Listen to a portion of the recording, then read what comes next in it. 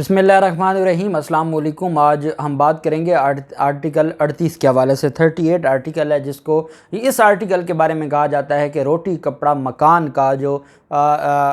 वादा था रियासत का अपने शहरियों के साथ, वो बेसिकली जो आर्टिकल 38 है वो इसको हमारे सामने रखता है और उसकी बुनियाद पर ये सारी चीज़ें होती हैं।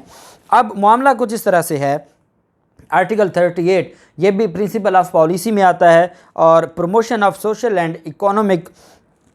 Well being of the people of the state, और ये स्टेट की ज़िम्मेदारी है कि वो प्रमोट करे सोशल और इकोनॉमिक जो वेल बीइंग है लोगों की, उसको प्रमोट करे। The state shall, word shall का इस्तेमाल हो रहा है और शेल का जहाँ वर्ड इस्तेमाल हो जाए वो लाजिम और मलजूम होता है। Secure the well being of the people, well being से मुराद रोटी कपड़ा मकान है कि लोगों का रोज़गार, लोगों का खाना, जो रोज़मर्रा की चीज़ें हैं वेल बीइंग उसको सिक्योर किया जाए इरिस्पेक्टिव ऑफ सेक्स, कि वो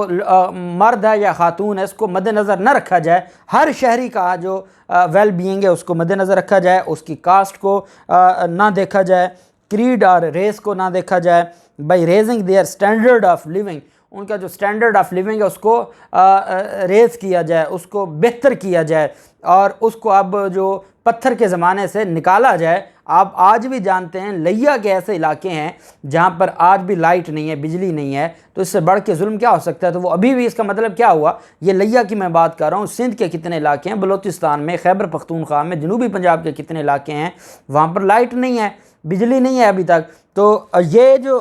हमारे आइन ने कहा था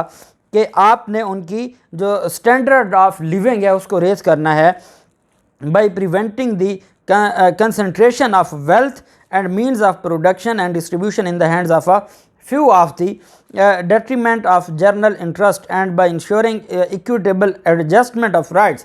कि किसी एक के हाथ में आपने सारे इख्तियारात नहीं देने बल्कि आपने इख्तियारात को तकसीम करना है, वसाइल को आपने तकसीम करना है, लोगों में आपने इक्विटेबल जो मसावी बुनियादों पर एडजस्ट करना है बिटवीन एम्प्लॉयर्स एंड एम्प्लॉय, मालिक और मज़दूर के दरमियान। ये नहीं है कि मेहनत सारी मज़दूर करे और सारा मुनाफा खा जाए मालिक। इसके ख़िलाफ़ भी रियासत की ज़िम्मेदारी है कि वह ऐसे कवानीन बनाए, लेबर लॉज बनाए जिसमें जो मुनाफा कमाया जा रहा है उसमें एक अच्छा खासा हिस्सा वो मज़दूर का भी हो, उसको ये दिहाड़ी दे के ना भेज दें, बल्कि जो खून पसीना लगाता है उसको मुनाफे में से हिस्सा दिया जाए।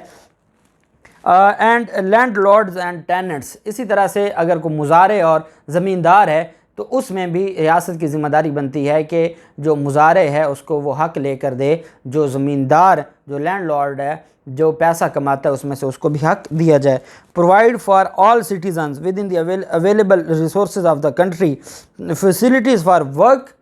काम की फैसिलिटी दी जाए। Adequate livelihood with reasonable rest and leisure, कि एक तो उनको रोज़गार दिया जाए और साथ उनको जो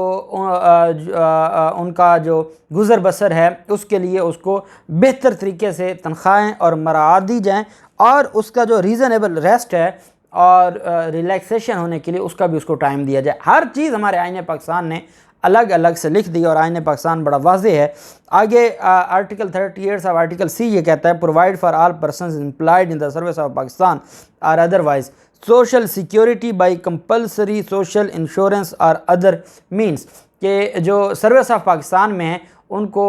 इंश्योरेंस दी जाए, और ताकि उनकी डेथ होती है, जैसे ग्रुप इंश्योरेंस है, मुख्तलिफ़ तरह की इंश्योरेंस हैं, और ताकि वो अगर उनकी डेथ होती है तो उसके बाद उनकी जो फैमिलीज़ हैं वो सिक्योर हो जाएँ फाइनेंशियली। ये भी रियासत की ज़िम्मेदारी बनती है। फिर आईन पाकिस्तान कहता है provide basic necessities of life such as food, ये रोटी कपड़ा मकान है कि ये रियासत की ज़िम्मेदारी बनती है कि जो ज़िंदगी की बेसिक ज़रूरियात हैं उसको पूरा किया जाए, जैसे खाना, कपड़े, housing, education and medical relief, जो आपकी सेहत है, तालीम है, रिहाइश है,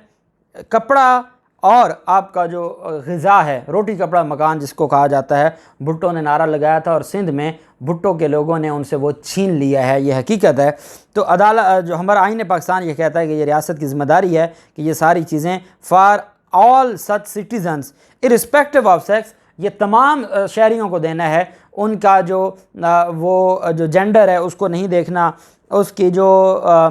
कास्ट है उसको नहीं देखना, क्रीड को, रेस को, एज आर परमानेंटली और टेम्परेरली। अब ये जो इमरान खान ने रोटी कपड़ा मकान का जो एक निज़ाम दिया, और इमरान खान ने पहले एक इंसाफ कार्ड, सेहत कार्ड दिया, उसके अलावा जो मुख्तलिफ़ जगहों पर लोगों के लिए खाने के लिए जो लंगर खाने बनाए गए, वो बेसिकली आर्टिकल जो 38 है, सब आर्टिकल डी की उन्होंने अमल दरामद किया कि ये ज़िम्मेदारी बनती है कि उनको परमानेंटली दिया जाए ये सारी चीज़ें, या आर्जी तौर पर दी जाए। Unable to earn their livelihood on account of infirmity, sickness और अनएम्प्लॉयमेंट। अगर वो बेरोज़गार हैं, अगर वो बीमार हैं, अगर वो इस काबिल नहीं है कि कोई अपना काम कर सकें, तो ये रियासत की ज़िम्मेदारी है कि उनके ये जो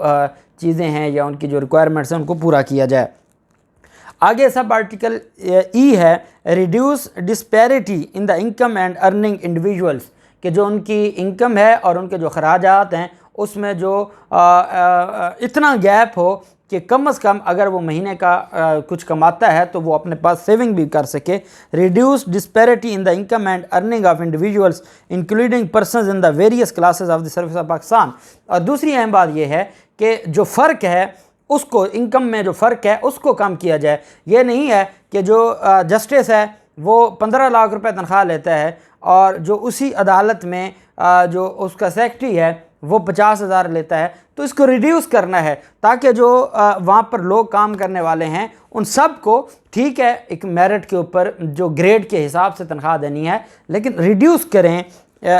disparity in the income and earnings of individuals including persons in the various classes of the service of Pakistan। ये भी रियासत की ज़िम्मेदारी बनती है और आईन पाकिस्तान ने कहा कि ये आप ज़िम्मेदारी पूरी करें। फिर आईन पाकिस्तान ने आर्टिकल 38 सब आर्टिकल एफ में ये कहा कि एलिमिनेट रिबा एज़ अर्ली एज़ पॉसिबल, सूद के ख़ात्मे की बात की है कि आपकी ज़िम्मेदारी बनती है कि सूद को ख़त्म करें, हर हाल में सूद को ख़त्म किया जाए। और आप जानते हैं कि जो हमारी मौजूदा हुकूमत है उन्होंने सूद के ख़िलाफ़ एक फ़ैसला आता है और उसको स्टेट बैंक ऑफ पाकिस्तान और रियासत पाकिस्तान के अटार्नी जनरल चैलेंज करते हैं, जिसके ऊपर फिर बहुत ज़्यादा बात भी हुई। आर्टिकल 38 का सब आर्टिकल जी कहता है the shares of the provinces in all federal services including autonomous bodies and corporations established by or under the control of the federal government shall be secured। कि जो कोटा सिस्टम है उसमें जो सूबों का कोटा है, वफाकी जो सर्विसेज हैं या जो ऑटोनमस बॉडीज़ हैं उसमें उनको सूबों को उनका हिस्सा दिया जाना चाहिए। Shall be secured and any omission in the allocation of the shares of the provinces in the past shall be rectified. जैसे जो हमारे बलूचिस्तान के लोग कहते हैं कि हमें उस तरह हिस्सा नहीं दिया जाता जिस तरह पंजाब को दिया जाता है, सिंध के लोगों का गिला आता है, खैबर पख्तूनख्वा के लोगों का गिला आता है, उस वजह से आईन पाकिस्तान बेसिकली तो आबादी के हिसाब से देखा जाता है ना, तो आबादी के हिसाब से किया जाता है, लेकिन फिर भी उन सूबों का जो गिला है उसको दूर करने के लिए रियासत की ज़िम्मेदारी बनती है कि वो कोई इक़दामात उठाए और जो सर्विस ऑफ पाकिस्तान है उसमें वो सिक्योर करे कि जो सूबों का शेयर है वो उनको इस हिसाब से दिया जाना चाहिए। ये आर्टिकल 38 है आईन पाकिस्तान का, और आगे 2 आर्टिकल रह गए हैं प्रिंसिपल ऑफ पॉलिसी के, वो हम अगले व्लॉग में इकट्ठे कर लेंगे और इंशाल्लाह उसके बाद प्रिंसिपल ऑफ पॉलिसी ख़त्म हो जाएगी और फिर हम आर्टिकल 41 से प्रेसिडेंट को शुरू करेंगे, फिर सदर की क्या पावर्स हैं, फिर वज़ीर आज़म की क्या पावर्स हैं, फिर पार्लियामेंट की क्या पावर्स हैं, फिर कानून कैसे बनता है, फिर नेशनल असम्बली, फिर इन सारी चीज़ों को इंशाल्लाह हम एक एक करके, जो बोरिंग सब्जेक्ट था वो ख़त्म हो गया। अब आगे वो चीज़ें हैं जो रोज़मर्रा लाइफ में आप देखते हैं और जो आप समझना चाहते हैं। अल्लाह पाक पाकिस्तान का हमें नासिर हो। बहुत शुक्रिया। अल्लाह हाफ़िज़। पाकिस्तान ज़िंदाबाद।